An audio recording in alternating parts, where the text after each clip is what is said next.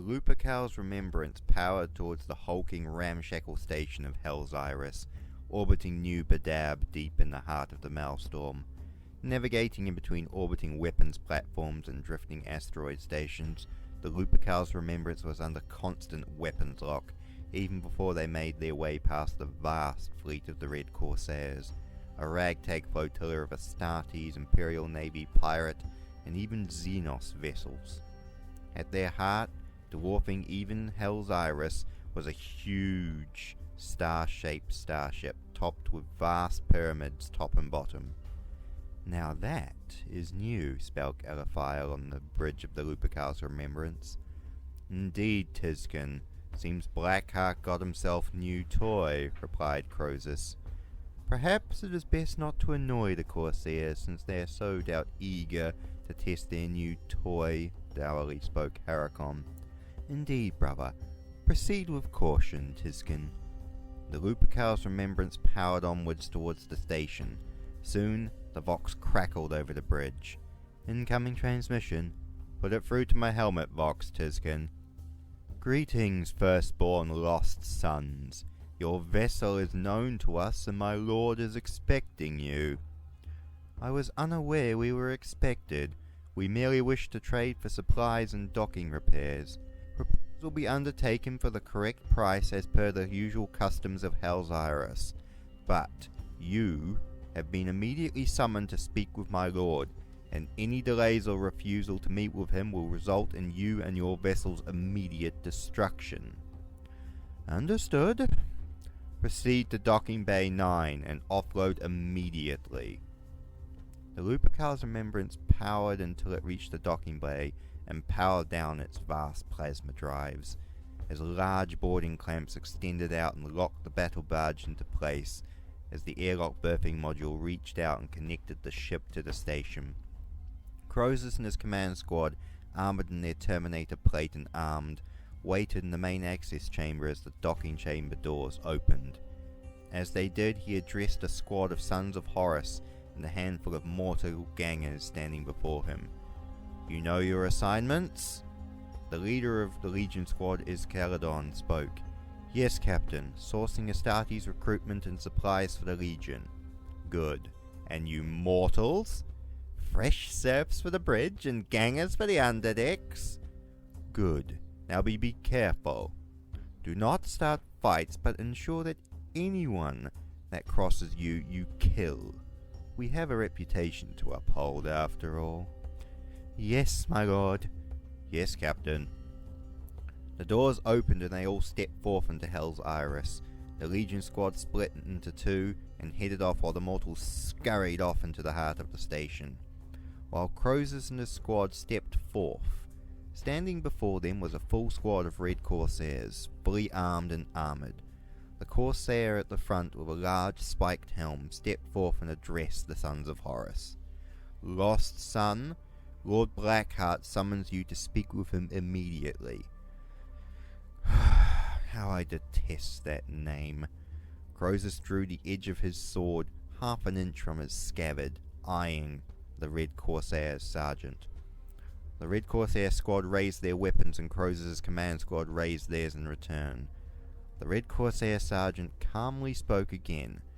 "Captain, Lord Blackheart wishes to speak with you in private." "That's better." "Very well, Sergeant, I shall speak with him. Lead the way." Croesus and his squad followed the Red Corsairs through the station. Despite how many times he had stepped forth on the station, he still despised it. It reminded Croesus of the vengeful spirit near the end, after the word bearers had gotten their fangs into it. The stink of the warp was upon the place, and it was allowed to fester out in the open. Gaggles of mutants and deformed beasts paraded around while walls of flesh pulsed blood around their deformed skin. "I've always said this place needs a bit of a redecoration, brothers. Maybe a bit of paint on the walls," said Tarkus over the Vox link. "Or a bit less," retorted Haracon. "I will admit, Blackheart could use a decorator. Perhaps you should recommend one to him when you see him, Tarkus." A gentle laughter appeared over the Vox from them all. Just as long as you don't choose whoever decorated the pride of the Emperor, brother, laughed Duran. They all laughed again, except for Surain, who still barely spoke and sulked to himself. They all continued walking through Hell's Iris, seeing all manner of renegade and traitorous Astartes from various parties, warbands, legions, and thin-blooded chapters. Croesus noticed a handful of word-bearers who sneered as they passed. Croesus ignored them. He also ignored a squad of iron warriors, who upon noticing Croesus' livery actually looked surprised. Croesus laughed again over the helm box. Seems like the first time I've seen an iron warrior display any emotion at all. Little more than ditch-digging cyborgs, spoke Surain quietly. Soon they arrived at the doors to a vast chamber. 10 Terminators stood to attention outside the door. The squad escorting them filed out and stood to attention as the grand doors opened. Croesus' squad were beheld by a vast throne room. 100 Space Marines stood to parade ground attention, and at the end of the chamber was a vast throne, upon which was seated Huron Blackheart, the Lord of the Red Corsairs and ruler of New Badab. Upon entering the chamber, Croesus noticed that all of the Marines on honor guard detail were former Loyalist Marines from the thin-blooded chapters. This was a common tactic of Blackheart, a display of power and to show how the loyal flocked to his banner. Croesus noticed Space Wolves, Dark Angels, Iron Hands, dozens of unknown thin-blooded chapters. Croesus frowned to himself inside his helmet when he saw them. The legions had a reason to rebel. Well, he had thought so at the time. These warriors were petty and pathetic, rebelling for slights of honor or the weakness of corruption. Croesus despised them. Seeing a warrior of the Blood Angels and a warrior of the White Scars in the ranks of Blackheart's honor guard almost caused a little bit of sadness in him. Such noble bloodlines falling to weakness, their ancestors would be disgusted. Harricon voxed over the private vox link between the two of them. Focus, brother. You're right. I recognize my failing and will be sure to correct it. Harricon laughed at the ironic use of the 6th Legion phrase before cutting the vox link. Soon, they all stood before the Master of the Red Corsairs as he addressed the Sons of Horus. Welcome back to my domain, lost sons of the dead War Master. I see again you do not pay me deference. Blackheart raised his hand and 100 bolters were raised towards Croesus and his honor guard. Croesus' brothers raised their guns towards Blackheart, while Croesus himself kept still. Croesus took one step forward and addressed the tyrant of Badab. Lord Blackheart, I mean no offence. As we have said during our many previous meetings, we only bow to our Primarch, and with his death we bow to no one. I do not mean to cause disrespect to one of your standing, as I have said in times past. Huron laughed and gestured for his warriors to lower their guns. Always the diplomat, son of Horus, so charismatic and focused, just like your Primarch from the stories I've heard. One of the reasons I like you, lost son of Cophonia. Croesus always hated that nickname coined by Blackheart after their first meeting, almost as much as he disliked Blackheart himself. I am happy to be of use, Lord Blackheart. Indeed. Now I think it is time we speak alone, lost son. Blackheart raised his hand and his warriors began to leave the chamber before he turned to Croesus' squad. This means you. Leave. I only wish to speak to your master. Harricon spoke over the box. This isn't wise, brother. This is exactly the same as the times before, brother. It will be fine. We did leave his men on Tession to the blades of the Custodes. If he wanted us dead, he would have done so. It will be fine. Harricon nodded, and his squad left. Once the doors were closed and Croesus looked through his helm towards the tyrant of Badab, he noticed the tyrant's evil warp pet beside him. That creature reminded him of Zardu Layak in looks, appearance, and the rampant warp-tate overcoming it. He hated it almost as much as he'd hated that word-bearer. even though he had met him only once in passing. The creature itself was an abomination, like so many things in the Malestorm. "I've heard you abandoned my warriors on Tession, Son of Horus." "I did, Lord Blackheart. I warned them and told them to fall back. To fight the Emperor's golden watchdogs in the open was foolish. Trust me from experience. And they paid the price for their arrogance. After speaking to my survivors, I would agree. It has never been my style to fight battles not in my favor. They paid the price for their arrogant recklessness." "That sounds like 8th Legion thinking, Lord Blackheart." Blackheart sneered to himself at the mention of the 8th Legion. "Pragmatism of my own design, not the followings of cowards." "I agree with that, Lord Blackheart. Even before their fall, the 8th Legion were cowards and weaklings to a man." "Yes, let's put a pin in that for till later. No, it is not the abandonment of my warriors that I wish to speak with you about." "Then why was I summoned?" "I have received mixed reports that a certain warband of Sons of Horus have been gathering munitions and a vast amount of material, and they have been making not so subtle attacks against the Black Legion. There are still a number of Sons of Horus left, despite what Abbadon and the Black Legion like to say. Don't be coy with me, lost son. I hope you are not forgetting our deal." "Of course not, Lord Blackheart. Our deal still stands." "And your recent events?" "Preparation for that day. To gather as much material and weapons as I can, while our foes are distracted by other matters." "Abbadon is not my foe currently, lost son. Did you not see the gift he gave unto me? His way of burying the hatchet between us?" Croesus smiled. "Lord Blackheart, you are the second most powerful chaotic lord existing today. Your strength and power are well known, so the only hatchet being buried between you and Abbadon is the one you would bury into his skull.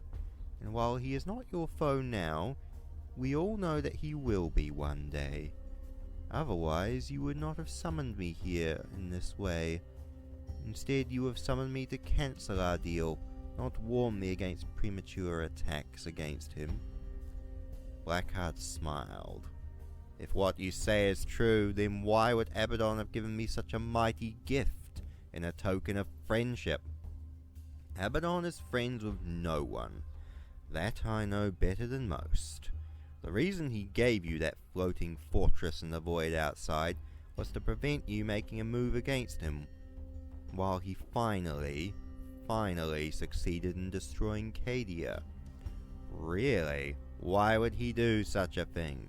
Choose your words carefully, lost son." "Abbadon is not as strong as he thinks. Your forces are near equal to his in might, and if you were to attack him while he was moving against Cadia, then he would have been crushed between the guns of the Imperials and your own. However, it would have cost you greatly, and the Imperials, with the return of Guilliman, would have been impossible for your weakened forces to take terror. However, in Abbadon buying you off, to take you away from the board for a period of time, gave him the time he needed to strike against the Imperium. However, like most of Abbadon's plans, he failed, and resulted in only stalemate and lost lives. I would think the Great Rift, the wounding and desperation of the Imperium qualifies as success of some kind, lost son. When your goal is so singular as Abbadon's, anything but total success counts as failure to him. To one such as him, I would suppose so. So, what would you recommend I do, Son of Horus? What would your dead war master do in my place? I would never wish to judge or critique your plan. Speak. I believe your current strategy is a wise one, gathering men and materiel, while waiting for Abbadon to fail and bloody his claws against the walls of the Imperium, and then take his head and the prize out from under him. I see. And as for my Primarch, he rarely suffered a foe to live long. He would use his brothers and their legions to weaken and bloody the foe, while he led a spear tip to rip out the heart of the enemy personally, gaining all the glory as well as the victory. Which is exactly the same plan we agreed upon all those years ago. It is, Lord Blackheart. I did learn from the best. So, the deal is the same as it ever was? When the time is right, you lend me your forces and guide me through the vengeful spirit to Abbadon, and help me cut his throat. As we agreed upon? Very well. Then I shall ask you to refrain from making such drastic actions against the Black Legion for now. I will tell you when the time is right to strike, lost son. Very well, Lord Blackheart. Now, on to other business. I have had several unfortunate encounters with the members of the 8th Legion as of late. The bastard Sons of Nostromo have been testing my patience, as they've always done, even to my War Master. I always felt it was a shame that the 1st Legion never finished them off at Framis all those years ago. Well, in my case, the 8th are guilty of stealing my property and attempting to backstab me. While I've been told that the ones guilty of the betrayal itself are dead and their ships burned, I need to teach the 8th Legion a lesson in not betraying me. So what is it you require of me and my warriors? There is an 8th Legion ship operating around my new territory near Chagoris. Destroy them for me. Would the message not be more well received if it was your warriors who are the ones to send this message?